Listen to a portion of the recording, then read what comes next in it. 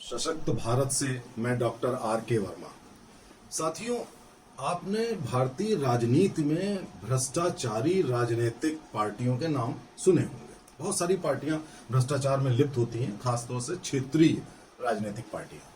अब उसमें एक वो बिहार की आरजेडी, उत्तर प्रदेश में बसपा, सपा और साउथ में भी बहुत सारी राजनीतिक पार्टियां हैं और उनके मुखिया हैं जिनको आप कह सकते हैं कि ये भ्रष्टाचार में लिप्त हैं और परंपरागत भ्रष्टाचार और भौकालवादी राजनीति करते हैं।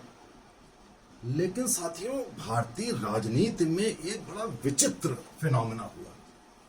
एक ऐसे शख्स की एंट्री हो गई जो भ्रष्टाचारी के साथ साथ बेहद चालाक और राजनीतिक ठग के रूप में भारत में आ गया। आप इशारा मेरा समझ रहे होंगे। मेरा इशारा है आम आदमी पार्टी और अरविंद केजरीवाल। अच्छा, इनकी हिस्ट्री तो आप सब जानते हैं कि उस जमाने में क्या क्या कहा और फिर यू टर्न लेके क्या करके और लोगों को बेवकूफ बना करके ये दिल्ली की सत्ता पर आ गए। पहले इनको थोड़ा सा मुगालता था कि हम पूरे भारत पर कब्जा कर सकते। अब इन्होंने क्या किया कि वो 49 दिन सरकार बना के और रिजाइन करके और मोदी जी से टक्कर लेने पहुंच गए। और उसके बाद खैर जीतने का तो प्रश्न उठता नहीं था। और अभी उन्होंने फिर एक नया शगुफ्ता छोड़ दिया है कि भारतीय जनता पार्टी और नरेंद्र मोदी जी हमसे डर गए, यानी कि अरविंद केजरीवाल से, और उस डर के मारे ये हमको परेशान कर रहे हैं या हमारे ऊपर आरोप लगा रहे हैं। अब आप जरा देखिए, विश्व की सबसे बड़ी राजनीतिक पार्टी, 355 एनडीए सीट वाली पार्टी, एक ऐसी मोहल्ला छाप पार्टी से डर गई है जो एक छोटे से दिल्ली के प्रदेश पे राज करती है और जिसके पास सांसद एक भी नहीं है आज की तारीख में। अब खैर, ये तो अपनी अपनी मूर्खता है। अब आते हैं मुख्य विषय पर। 2021 में साथियों, कोरोना, कोविड भयंकर फैला हुआ, लोग मर रहे थे। दिल्ली में ऑक्सीजन की कमी थी, हर जगह ऑक्सीजन की कमी थी। इतनी बड़ी महामारी के लिए कोई भी अचानक तैयार नहीं हो पाता।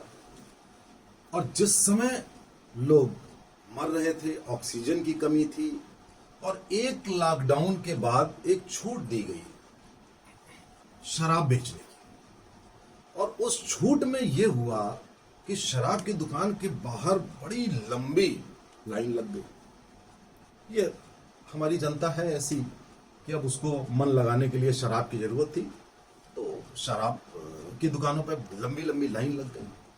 अब उसमें एक राजनीतिक ठग ने सूंघा कि अगर शराब के बाहर इतनी लंबी लंबी लाइन लग सकती है तो क्यों ना इस शराब के जरिए ऐसे माहौल में जब लोग मर रहे हों, ऑक्सीजन ना हो, पैसे कमाए जाए, भ्रष्टाचार किया जाए।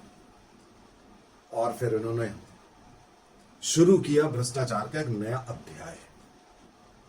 एक ऐसा इनका उप मुख्यमंत्री जो शिक्षा मंत्री भी है और शराब मंत्री भी है। अब आपने ये कॉम्बिनेशन तो कभी सुना नहीं होगा कि एक ही आदमी शिक्षा की बात करे और एक ही आदमी शराब की बात करे, एक ही आदमी स्कूल बनाए और एक ही आदमी मदिरालय बनाए, और क्या करे कि शराब पीने की उम्र भी घटा दे और बगैर टेंडर निकाले शराब के ठेके प्राइवेट पार्टियों को देने लगे। और क्विड प्रो को का मतलब होता है कि तू मेरा ये फायदा कर तो मैं तेरा ये फायदा करूं, तो भ्रष्टाचार कहीं दिखेगा नहीं। एक तो होता है कि पैसे लेके आप काम करते हैं, एक होता है क्विड प्रो को, आप मेरा ये काम करिए, मैं आपका ये काम करूं। ऐसे माहौल में एक इनका शिक्षा मंत्री शराब की नई पॉलिसी बनाता है, बेहद गलत, भ्रष्टाचार से परिपूर्ण, और बना करके पैसे कमाने का एक नया अध्याय शुरू होता है। अब जब आज वो सब पकड़ में आया मामला, सैकड़ों करोड़ों का भ्रष्टाचार सामने आया, सरकार को तो नुकसान दिया ही, लोगों का नुकसान तो किया ही, और पंजाब इलेक्शन की फंडिंग भी उससे करा ली ताकि पंजाब में चुनाव लड़ा जा सके। भ्रष्टाचार से क्या होता है, इसी तरीके से जीते जाते हैं। और पंजाब का भी इलेक्शन कैसे जीता कि पंजाब में खालिस्तानियों को हवा देना, एक ऐसी सरकार का गठन कर देना जिनसे खालिस्तानी कंफर्टेबल हो और भारत विरोधी मुहिम चला सके। ये जो अरविंद केजरीवाल नाम का राजनीतिक ठग है, ये बेहद शातिराना अंदाज में लोगों को बेवकूफ बनाता है। अब आपने एक बार बनाया, दो बार बनाया, आप कुछ लोगों को कुछ समय तक मूर्ख बना सकते हैं, लेकिन आप सारे लोगों को हर समय बेवकूफ नहीं बना सकते। अब जब इनसे अभी ये फ्रीबी दिया करते थे, फ्रीबी का मतलब रेवड़ी, वो देके चुनाव जीता करते थे कि मुफ्त बिजली दे देंगे, मुफ्त पानी दे देंगे।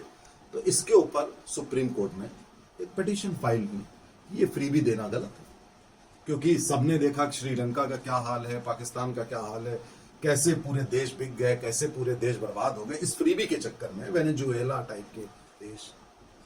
तो उस पर संज्ञान लेना जरूरी है सुप्रीम कोर्ट का। अगर आपने संज्ञान नहीं लिया तो क्या होगा, एक दिन इस देश की भी यही हाल हो जाएगी।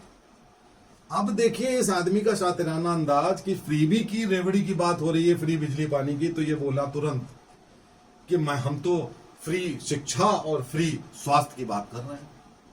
मतलब पूरा यू टर्न, बात को हटा दिया। और अब जब बात हो रही है शराब की, तो बात क्या कर दी कि न्यूयॉर्क टाइम्स में निकला है कि हमारा शिक्षा का मॉडल बहुत बढ़िया है। एक स्कूल नहीं खोला, एक टीचर की भर्ती नहीं करी, जो एग्जिस्टिंग स्कूल थे उन्हीं के मॉडल बढ़िया किए। बढ़िया क्या किए, उसमें भ्रष्टाचार करके जो काम 50 रुपए में होता था वो काम 5,000 रुपए में करके वो भी पैसा खा लिया गया।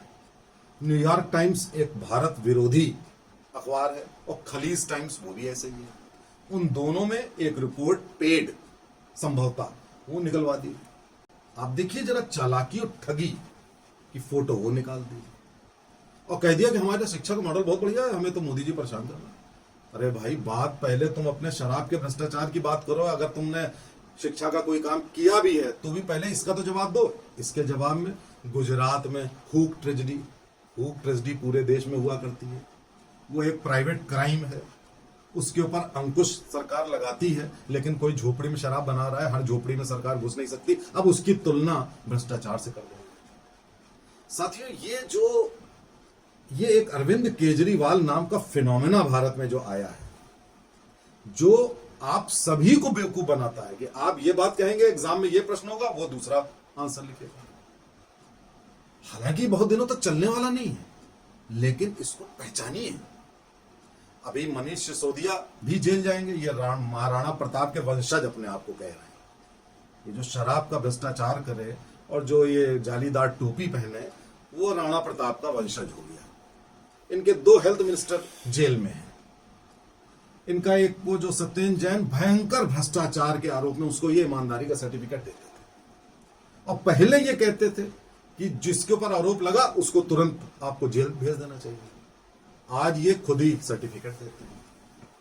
तो साथियों, इस शख्स को पहचानिए। इसने बड़ा डैमेज किया है भारत का, इसने बड़ा डैमेज किया है दिल्ली और पंजाब का, चल ही रहा है डैमेज, आगे डैमेज ना होने पाए।